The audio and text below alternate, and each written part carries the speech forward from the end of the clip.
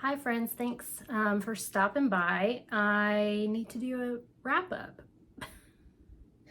um, the second half of May was, I think, good from a reading perspective.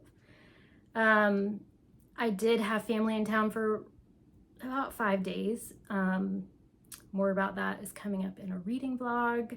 So there wasn't as much reading time during the day. But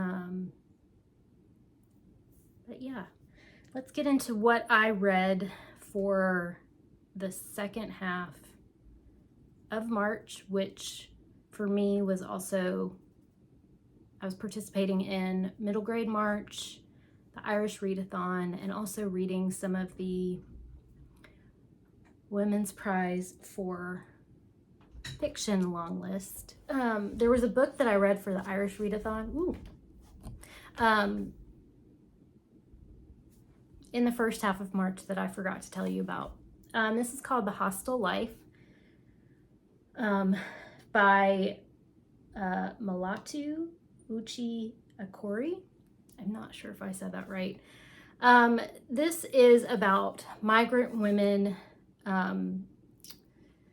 who traveled to Ireland to get away from oppression and violence in their home country, and talks about the racism that they experienced when coming to Ireland. They also talk about direct provision hostel that is a housing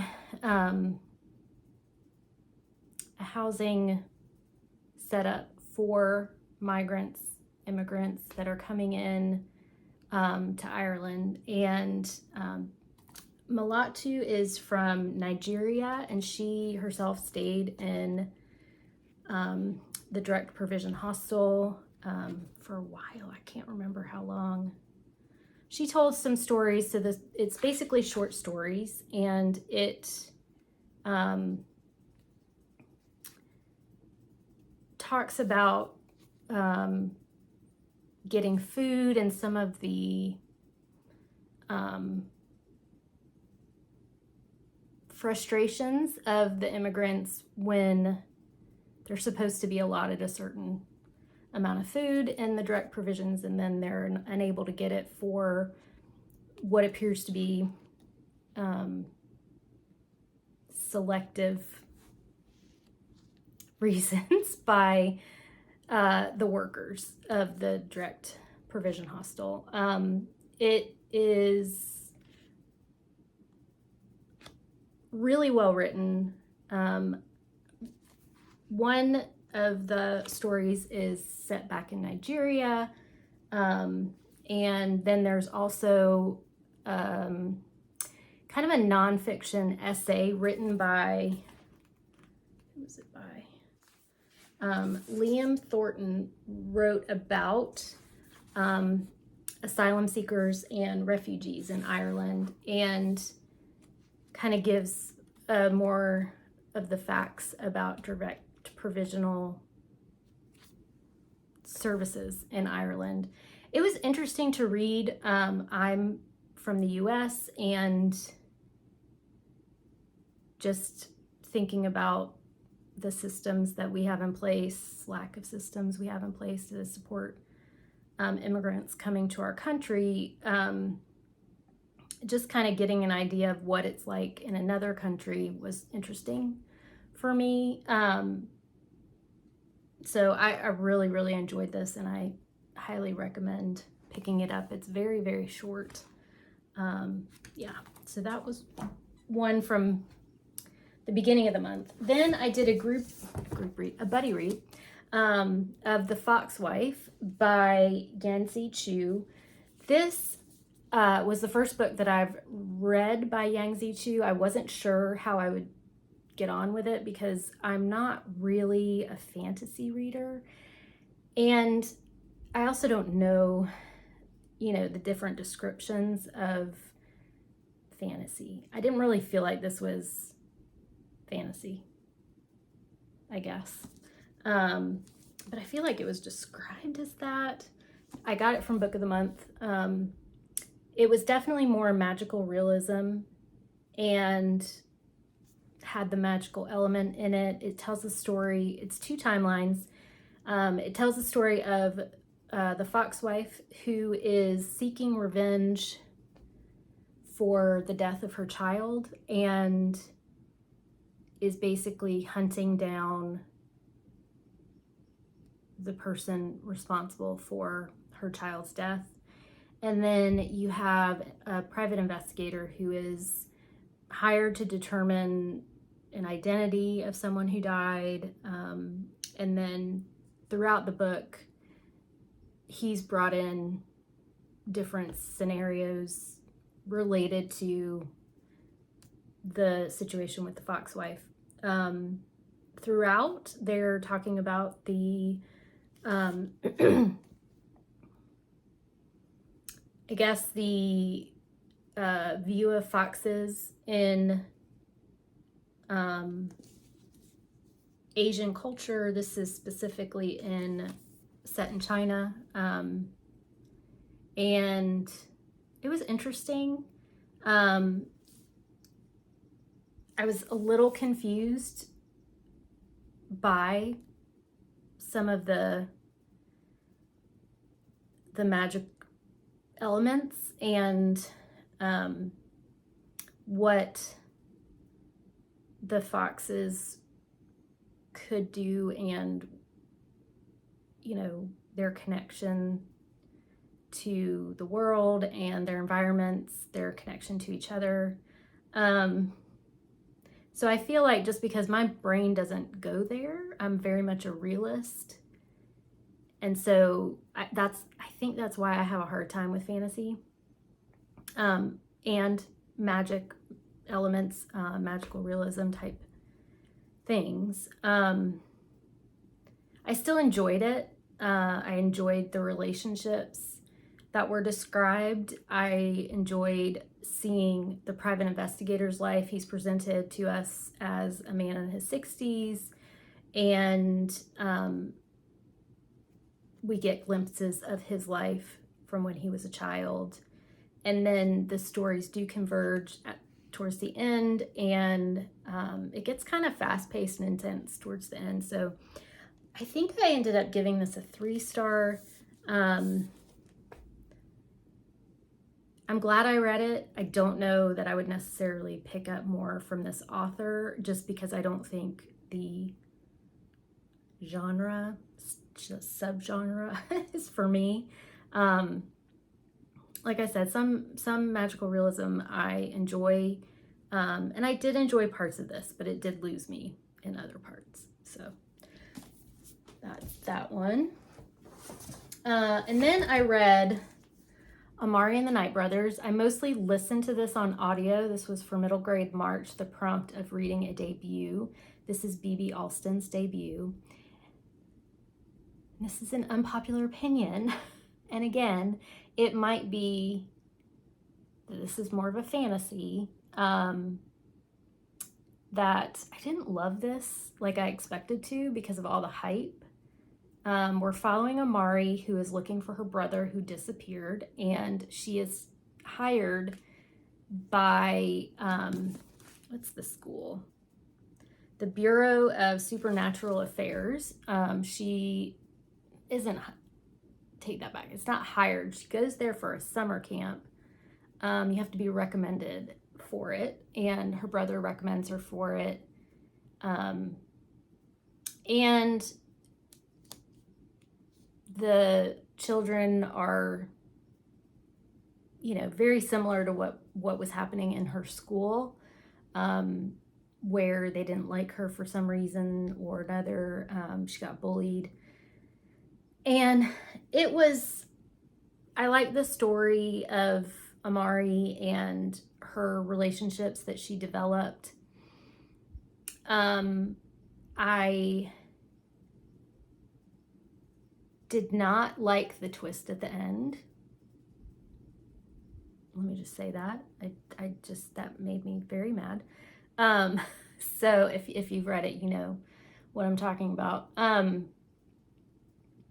I think it would be, it's great if you do like fantasy, and if kids, probably I would say older kids, to follow all the fantastical elements. There's magic, there's technology, there's so many different elements that for me it was hard to follow. Again, I gave this 3 stars. I don't think I'm going to continue. Right now I have no desire to read the next one, but I'm glad I read it. And I mean, the cover is beautiful. I'm a sucker for a beautiful cover. But I did read this because it was so hyped up, and I'm not upset I read it, like I said, but it's just not my thing. I read a book for the Irish Readathon that was it's also on the Women's Prize for Fiction long list, and that is Ordinary Human Failings by Megan Nolan. I really enjoyed this. I didn't expect to, because I've heard mixed reviews about Megan Nolan, her first book, which I did not read, and I can't remember what it's called. Acts of Desperation. I don't even know anything about it. And this was put on my radar because of the Women's Prize, and then I did look into some of the other things that were kind of said about this. It takes place in Ireland. I checked that. It takes place in London, or near London. Now I'm questioning myself. Yeah, 1990s in London, where an Irish immigrant family lives with, it's a mom, her brother, the daughter, who is about 10, and then the grandfather, and the grandmother lived there and was like kind of the glue in the family, the anchor of the family, if you will. And she passed away. And we're looking at something that happens in the town where they're living. Does it say? Yeah, a dead child at a London estate, in the neighborhood where this Irish immigrant family lives. And it's kind of told from the perspective of a reporter that is just happens to be in the area when the child is discovered missing, and we kind of follow it from there, and we look at all the different members of this family. I really enjoyed it. There wasn't a lot of plot, I would say. It's a good character study for sure. It's talking about different elements of the relationship between the Irish immigrants and the British people who live in the neighborhood. There's talks about journalism, there's talks about women and kind of their pregnancy, motherhood, a little bit about, I would say, some postpartum depression type discussion. And then the crime is really, it's kind of it connects everything, but at the same time, it's not really a major focus of it. Does that make sense? I don't know if that made sense, but I really liked it. I gave it a 4-star, and it was a nice surprise, because so far the 2 other that I have read for the Women's Prize for Long List of Fiction have not been great. So I liked that I enjoyed that one. And then I finished up middle grade March. This weekend I read Wild Oak by C.C. Harrington. This is to meet the prompt of reading a book with a one-word title. It was a book club book. However, I did not attend book club because my family was in town. So I just listened to the audiobook of this past weekend. I'm filming this on April 1st. So yeah, it was pretty much the end of March. I loved this book. It was a 5-star for me. We've got 2 different perspectives. We've got the little girl whose name is Maggie. Maggie has a stutter, and this takes place in the 60s, and it's kind of seen by society and some of her family members that it's something to be fixed and that it means that something's wrong with her. I was a little nervous on how disability would be portrayed in this book. I was very well impressed by how the author handled it, and also the resources that are presented at the end. Stuttering is a language disorder, and it has no bearing on intellect or development necessarily. So I liked that was brought out and addressed. Yeah, so Maggie is basically kicked out of school, and her father wants to send her, is this a spoiler? Let me make sure.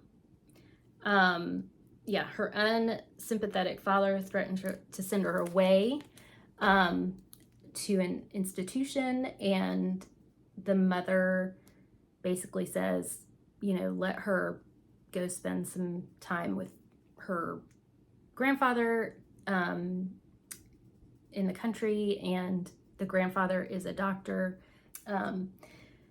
But Maggie is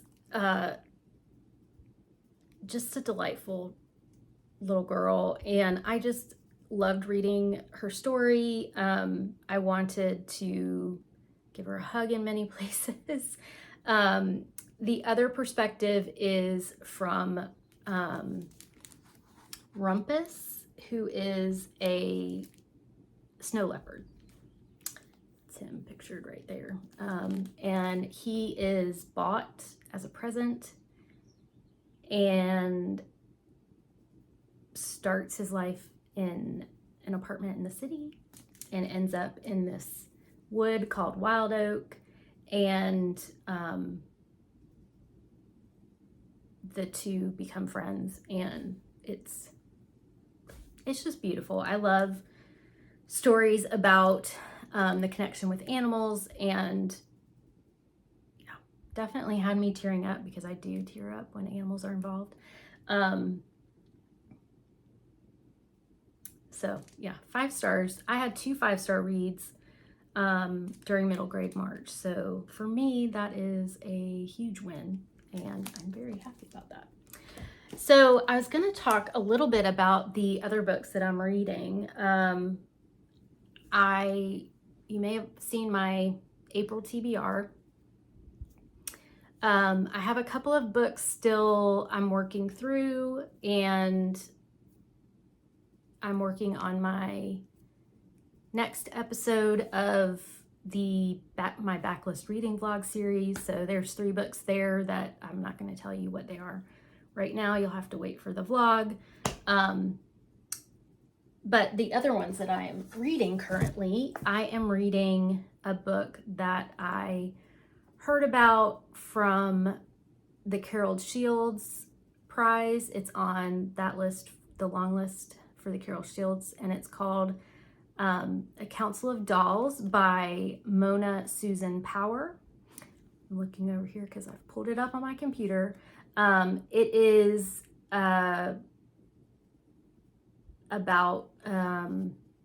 It's an own voices story spanning 3 generations of the Yanktonia,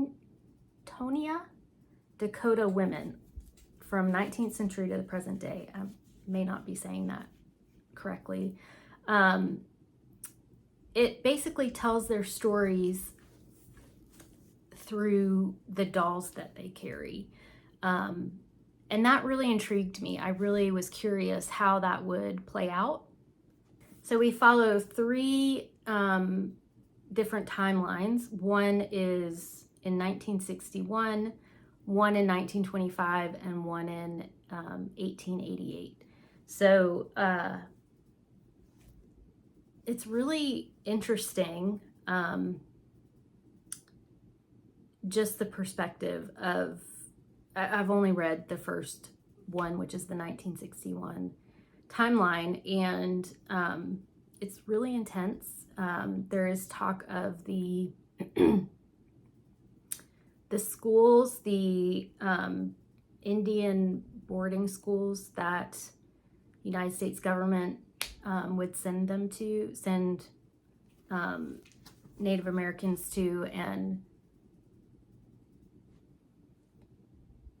try and change their beliefs. And a lot of them were pretty brutal and abusive. A Council of Dolls, great narration.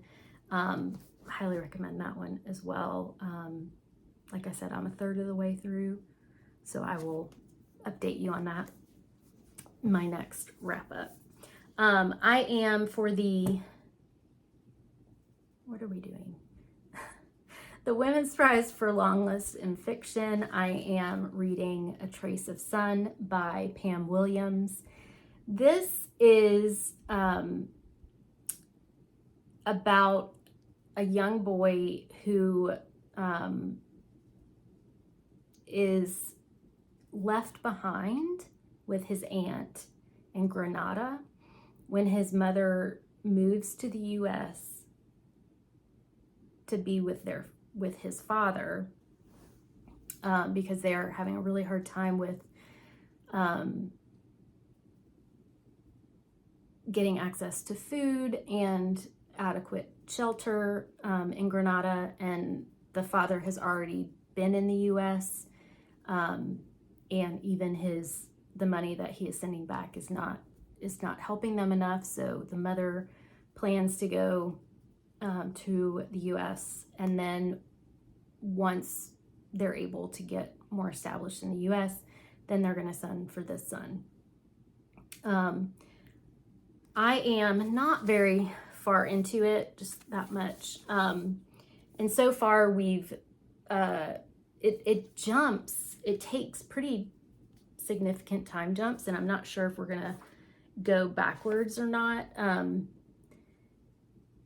From the time that it opens when his mom is leaving, and then we are following through. I'm just at the part where he goes to join his family in the U.S. I'm enjoying it. Like I said, there's huge time jumps, and only like a page or 2 for a year. So I don't know how I'm gonna like the time jumps, if it just keeps doing that, or if there's more of a plot to it that slows down a bit. We'll see. But so far, I like the writing style, and I'm enjoying the story.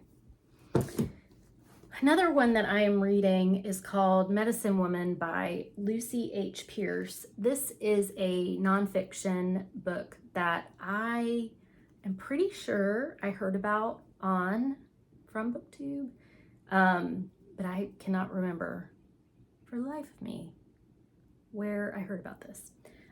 This is about the current medical system's ability to deal with the modern epidemic of chronic illness. There's part personal memoir of sickness and healing, woven through with voices of dozens of other long-term sick women of the world, and a feminine cultural critique that digs deep into the roots of patriarchal medicine. So looking at the current medical systems and how it is not addressing women's issues, and not, like, there's not a lot of history because women were not believed and continue. There's still issues with that. And I'm only very early into it. And I like it so far.